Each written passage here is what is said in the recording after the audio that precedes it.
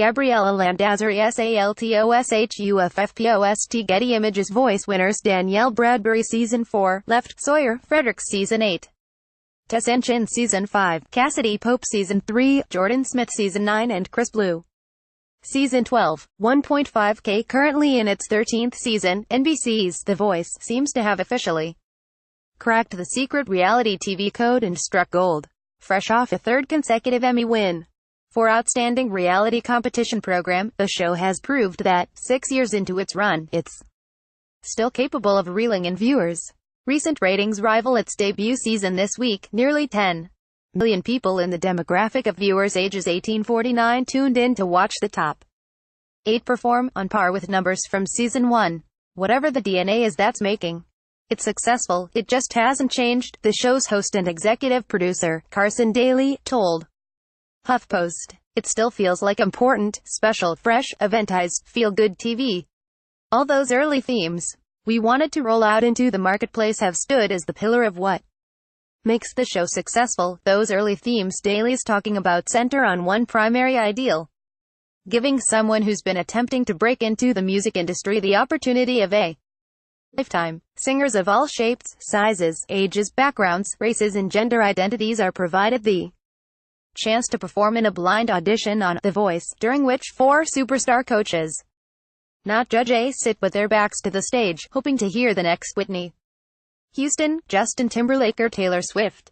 From there, the contestants sing to an ounce of a theme, viewers eager to vote them into potential stardom, a $100,000 cash prize and a record deal with Republic Records, a subsidiary of Universal Music Group, or, in some cases, with pop and country label Big Machine is on the line. Where else can you come on a show and sing and not be judged on anything but your talent, your voice? The show's executive producer Audrey Morrissey told HuffPost, "You're in only on one tutoring with these people who are doing nothing but trying to shine a light on you and give you the fruits of all their experience in a very concentrated time to help you win the show, to help you win your career, to help you become a better artist. It's literally priceless. Money can't buy that." Tyler Golden, NBC via Getty Images. Each coach has the choice to swivel around and try to convince the singer on stage to join their team of 12 contestants.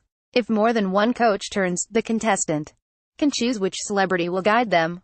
Then battle rounds begin, when 2 teammates perform a duet that determines which half of the duo stays and which half goes. If a performer is booted by their coach, another can steal that contestant. The surviving singers perform in a knockout round before the final shows. Of course, the coaches on The Voice, the ones who sit in those massive red chairs that dramatically swivel around at the push of a button, have other motives beyond a desire to shine a light on fresh talent. They're making a lot of money, too, so don't forget about that. Daly joked. According to The Wrap, Blake Shelton and Adam Levine each make about $13 million a season. And the show not only gives unknown artists a platform but allows its star coaches one, as well. On primetime TV, they can expand their careers by flaunting family-friendly personalities and premiering new music. Before The Voice, for example, longtime coach Shelton had hit after hit on the country music charts with #1 songs like Austin, Some Beach, and All About Tonight. But since his first stint on the show in 2011, his albums have gained mainstream appeal, with Red River Blue and Bringing Back the Sunshine both landing at #1 on the Billboard 200, at points surpassing the likes of Adele's 21. With all of its addictive goodness, you'd think the artists emerging from The Voice would also gain some momentum in the music business. However, the popularity of the show and its celebrity mentors doesn't necessarily trickle down to the artists the network highlights for months on end. In truth, the show's 12 winners have produced only 5 original top 40 songs and earned 1 Grammy nomination from 2011 to now. And most of the win as singles that ranked on the Hot 100 were either voice performances or original victory songs. Cassadee Pope and Danielle Bradbery are the only artists whose post-voice singles have charted on the list. Unlike the coaches whose fame continues to flourish, it seems many voice winners fare worse in the great expanses of the fair-weather music industry. The days of Kelly Clarkson and Carrie Underwood, who, after being crowned the champions of American Idol in 2002 and 2005, respectively, went on to earn a combined 10 Grammy Awards.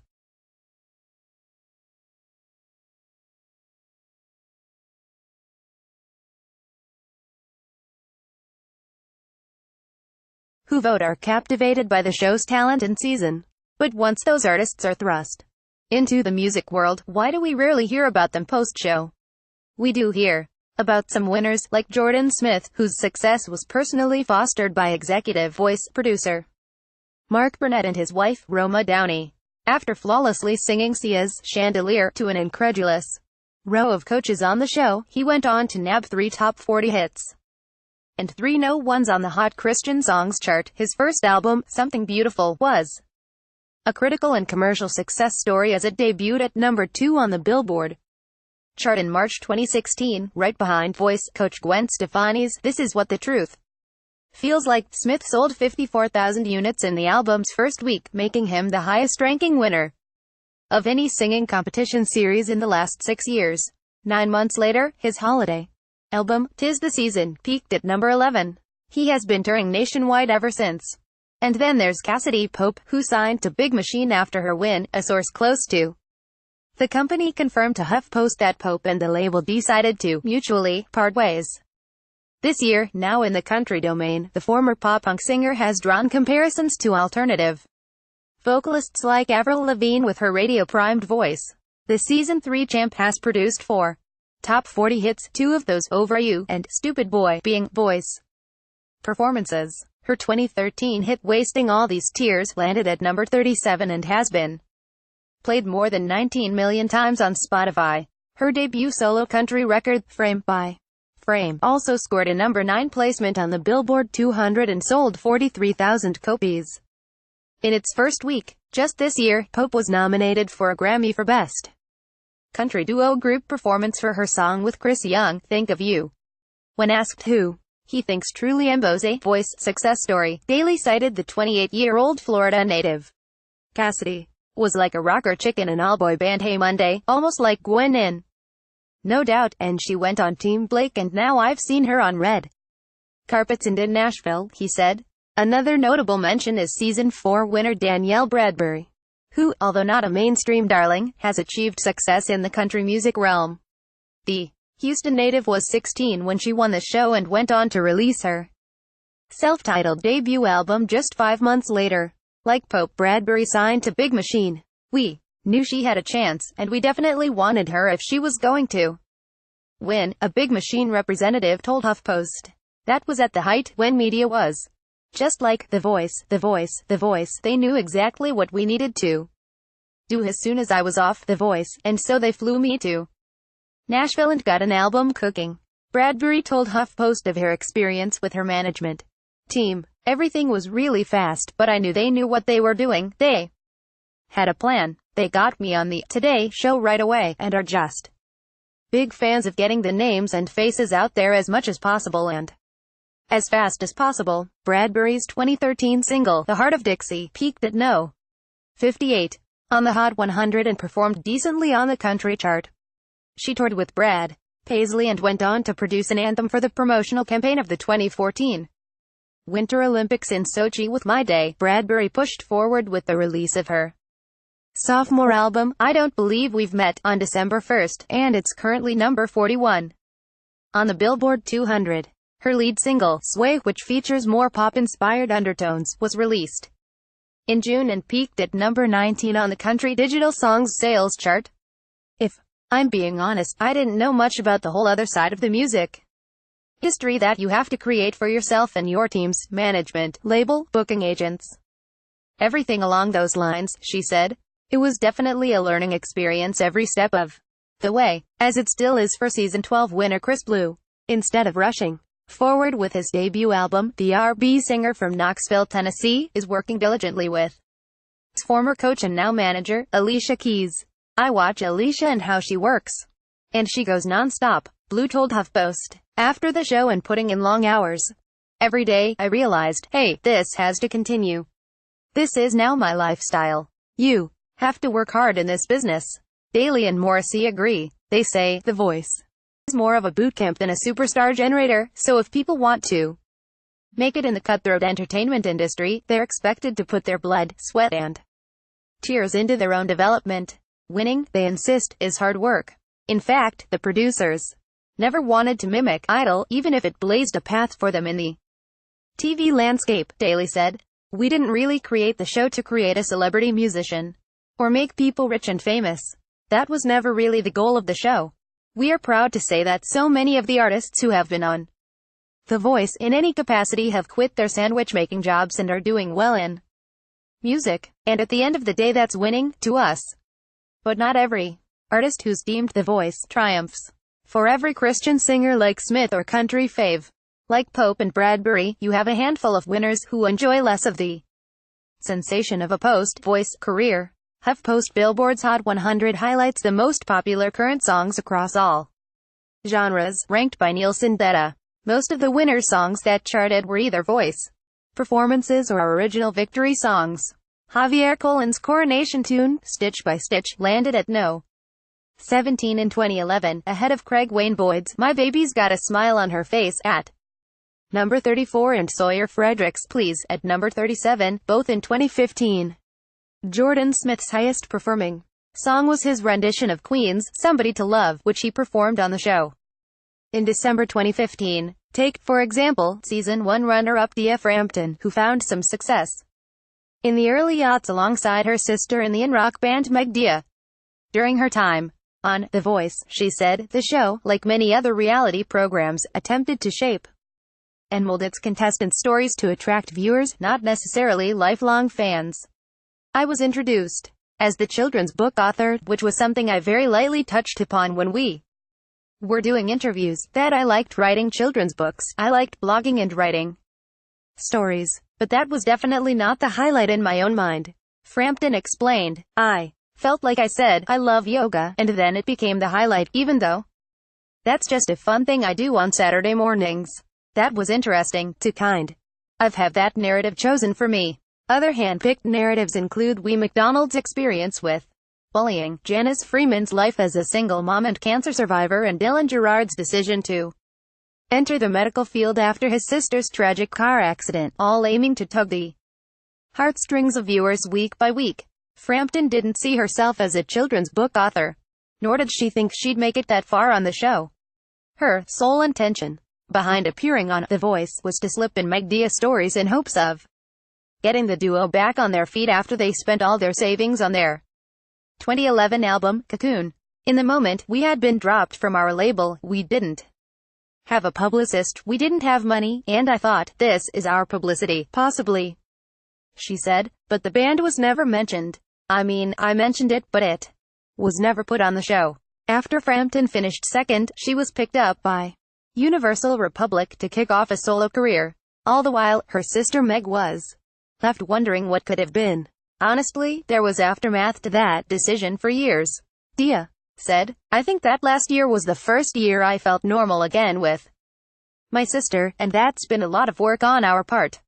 I still feel like I abandoned her in a way, and I struggle to deal with that in trying to be successful. I feel like sometimes I wish to not be successful so that I don't do well and don't abandon her again.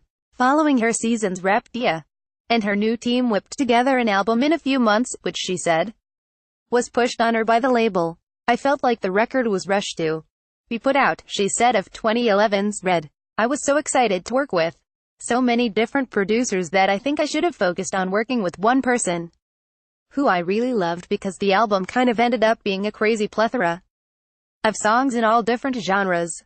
Despite that, she insists her time on The Voice was a learning experience that led her to open for her coach Shelton and go on tour with James Blunt in China. According to Dia, she thought she'd found her stride when Red went double platinum in parts of Southeast Asia, but shortly after a year of celebrity, she was back to the life of a struggling artist. Now she can't even go out on tour because she fails to sell enough tickets or make enough money to promote her new album, Bruises. She's currently working at a health food store, making minimum wage while writing songs for other artists. I look back at my time, not so much on The Voice but post The Voice, because I felt like that was such a spike in my career and life. It felt like I was doing everything right, and I was going to be okay, and I was bearing on what I think was success, and then everything just kind of falls down, she said, getting emotional. That's one thing you have to be prepared for as an artist. You have your ups, and you have your downs, and your ups feel so amazing and your downs feel so difficult. And I feel like I am in a bit of a down right now. I feel like I've been throwing spaghetti at the wall for so long, trying to make something hit, just kind of helping other artists get their voice out, when I feel like mine is kind of going deeper and deeper into a hole. Rebecca Sapp via Getty Images. Dia Frampton, Season 1's runner-up, performs at the Grammy Museum on March 2, 2017, in Los Angeles. There's no sure way to determine why some artists soar after The Voice, while others fall flat, but it appears a lot has to do with who's in a contestant's corner after they graduate from the show. For example, if talent isn't thoroughly supported by Universal Music Group after a season ends, albums can go unproduced, unpromoted and unsold. Morrissey explained that, at its discretion, the pop-focused Republic Records chooses how many people it wants to pick up once the finale airs. Sometimes it partners with other labels, like Big Machine, if it thinks it's not the best fit for a specific artist. Pretty much all the winners are picked up. Morrissey said, there is choice amongst the label what they do with them, but we, as a television show, once they won, we're not necessarily personally involved in their careers.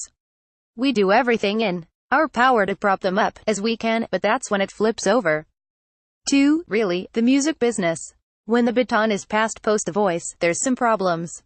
Levine told Howard Stern in 2015, suggesting that the label fucks it up because no one knows what they're doing. He continued, people take over after we do this great job of building these people up on the show. There's some real issues there. Season 8 winner Sawyer Fredericks had an inconvenient experience shortly after being crowned The Voice in 2015. The now 18-year-old said he dropped Republic after his first album, The Good Storm, was released, over disagreements about his songwriting process. It was kind of a mutual decision, Fredericks told HuffPost, explaining that the label had him co-writing the record even though he wanted to pen his own lyrics. I think it definitely changed my intent for a lot of songs.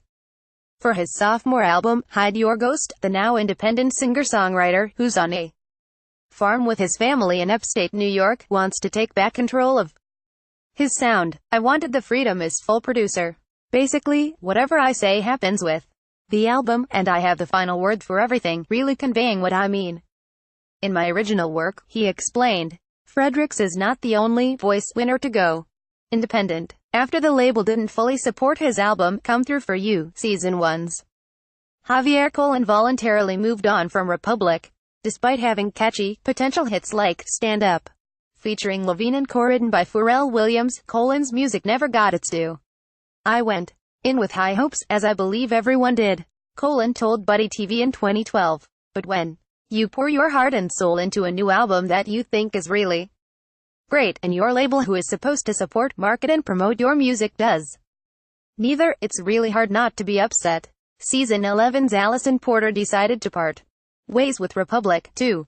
The former child star, Curly Sue Parenthood, now 36, initially took to Twitter to share the news that she was going independent. It just wasn't the right fit for me, she told People earlier this year. I have a really clear vision of who I am, and it might not be the most cookie-cutter commercial radio vision. I would much rather be true to myself than to do something that didn't feel right for me. Same goes for Season 5 winner Tessanne Chin. Her debut album with Republic, Count on My Love, sold only 7,000 copies in its first week due to what she deems a lack of promotion. Now the 32-year-old Jamaican reggae herb singer is signed to the Justice League Music Group.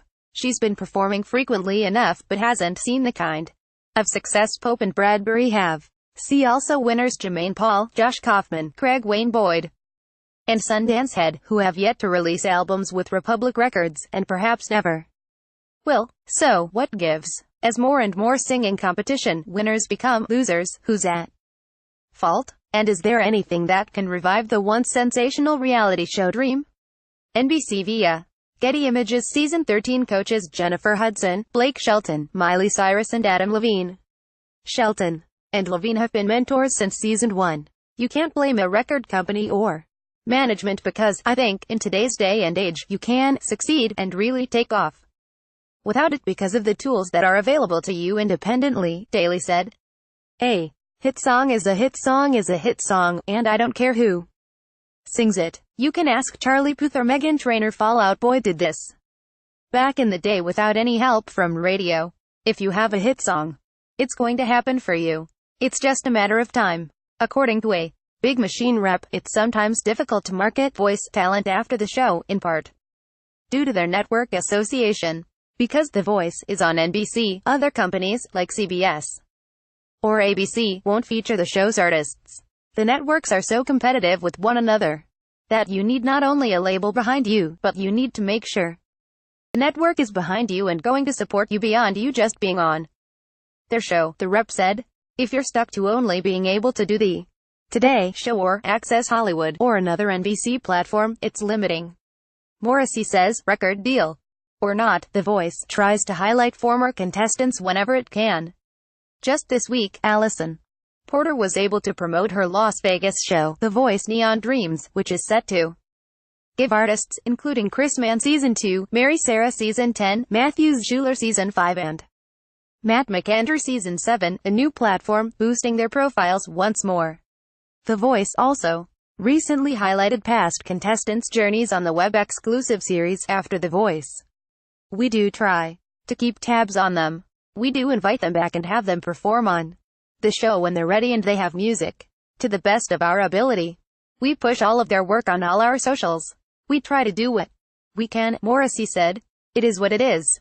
We try our best. Fredericks, for one, confirmed that The Voice producers have kept tabs on him and his career. I don't think it's completely like I'm on my own. They've helped out quite a bit and they've offered me to do stuff with the show, he said.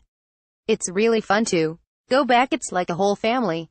And it's still going. This show, like everything, is just go, go, go. The coaches are also a big part of the equation. Bradbery's former mentor, Shelton, who she called very genuine, pays attention to the music she's releasing. He congratulated her on a recent single, which Bradbery said he does as often as he can. He definitely keeps everybody that's been on his team under his wing, which I think is really amazing about him. What you see on TV of Blake is exactly what you'll get. He's not fake. The same could be said about most of the coaches who attempt to stay in contact with their contestants after The Voice, Morrissey said. Levine has signed former artists to his record label, 222, while Keys continues to work and write with Blue. Coaches go to a lot of lengths to help people keep growing, far more than the public sees. We just don't really have enough time or way on our show to illustrate that, Morrissey said. I'm just thinking about Christina Aguilera and Allison Porter. They're still very close and work together. Miley Cyrus, famously, my God, she keeps in touch with everybody, is texting constantly. It's more than just a season to them. Our show or just a moment in time, but they really take on the artists as their own and really care about these individuals, Blue told HuffPost. However, it's not just the winning artists who take their shot in the ruthless world of music. Post Voice. Throughout every season of the show, hundreds of contestants rotate in and out of the spotlight. Another famous reality show contestant is proof you don't have to win to win. Jennifer Hudson. She is currently a coach on The Voice, but she placed 7th in the 2004 season of American Idol. She's since won a Grammy for her album, Jennifer Hudson, and Oscar, Golden Globe, British Academy Film and Screen Actors Guild Awards for her role as Effie White in 2006's Dreamgirls. Perhaps, with her experience, she can help guide her 3 eliminated show contestants, Davon Fleming, Sheehan Jones and Noah Mack, to mainstream success without a crown. When she's looking at them and saying, I've been you. I've been right where you are. I know how to do this. I know how you're feeling. I can help you navigate the waters once we are successful. I mean, how do you not take somebody up on that offer? That's valuable, Daly said. And having Kelly Clarkson on next season, too, will be the same thing. In Clarkson's mind, making your way to the top of the music charts after appearing on a singing competition show has a lot to do with perseverance. But, of course, luck plays a role, too. The question is always, why does this one make it and why didn't this one? And it's hard to tell you that, because I think if we knew the answer, we'd bottle it up and sell it so everybody could make it. Clarkson told HuffPost. Jennifer Hudson and I had this talk when I worked with her recently. We were Both like, it's really not even winning, like she's the best example of that. It's taking that opportunity, making something of it and being okay with the fact that might not be exactly what you thought it was going to be. We've seen that sort of attitude with voice contestants like Raylin, who, at 23, is now one of the most sought-after songwriters in Nashville after being eliminated in the quarterfinals of Season 2. Her debut album, Wild Horse, hit #1 on Billboard's Country Albums chart and landed within the top 10 on the all-genre album sales chart in 2017. This success, though, came after she left Big Machine and joined forces with Warner Music Nashville, which helped her sink into who she wanted to be as an artist. Under its guidance, she wrote Love Triangle, which garnered her a whole lot of attention for its raw and honest lyrics about being a child of divorce. Within a week, I had so many other writers who wanted to write with me because of that song. Raylin told Billboard, "It goes to show a great song is what can change a lot for you. And that's what that song did for me." Raylin credited Nashville as a pivotal environment. This might explain why a select few winners have flourished when they focused on music city. Everybody knows everybody, and when they find out there's a new artist that's great, everybody is going to support them, she said. They don't just support artists who've already made it. They want to support new artists, and I think that's so special. And it seems country music listeners want to support emerging artists as well. A source close to The Voice told HuffPost that voting during the show typically takes off in local markets when there's a particularly moving performance. For example, when Sundance had advanced in the competition, The Voice saw a huge spike in voters from Texas. A lot of people who haven't won the show and are successful are just people from Team Blake. He's from that world and they take care of their own, no doubt about it. Daly said, mentioning acts like Raylin, the SWON Brothers and Gwen Sebastian, who toured with Shelton and wrote 3 songs on Miranda Lambert's latest critically acclaimed album, The Weight of These Wings. Ultimately, Clarkson believes no singing competition winner should ever feel like they're automatically going to be a superstar with a dozen no ones. That's a level of entitlement that's going to end up not really working out well, she advised.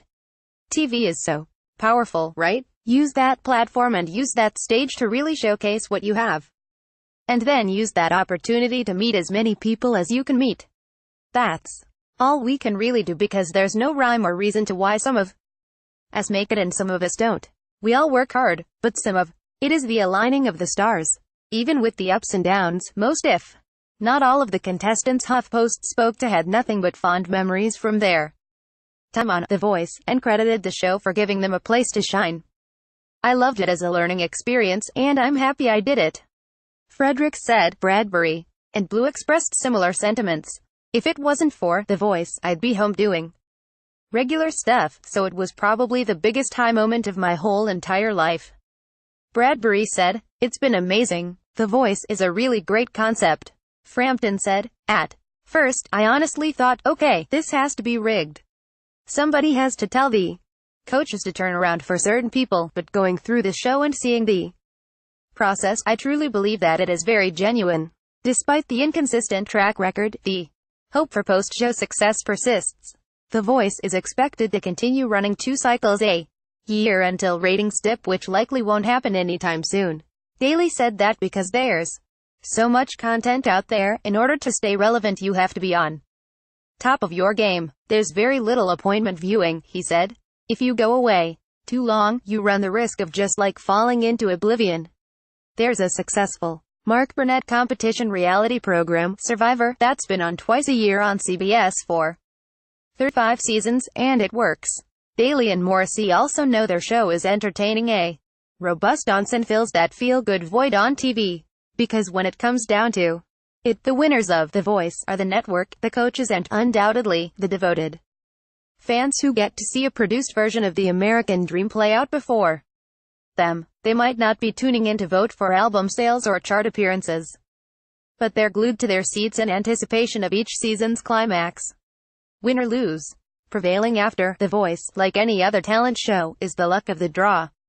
But who knows? With a younger, more pop-rock-inspired crop of Season 13 finalists including Brooke Simpson, 26, Chloe Kohansky, 23, and Addison Agin, 16, the future winner could fare better. There's still a country singer in the mix, though, ahead of next week's finale, 40-year-old Red Marlowe. Will a Tennessee crooner reign supreme once again? If we had to guess, we'd say yes.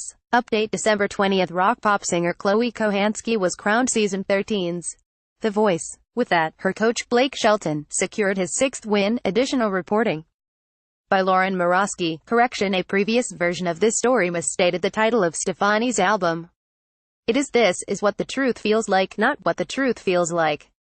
Download Lee Blickley, senior entertainment reporter, HuffPost.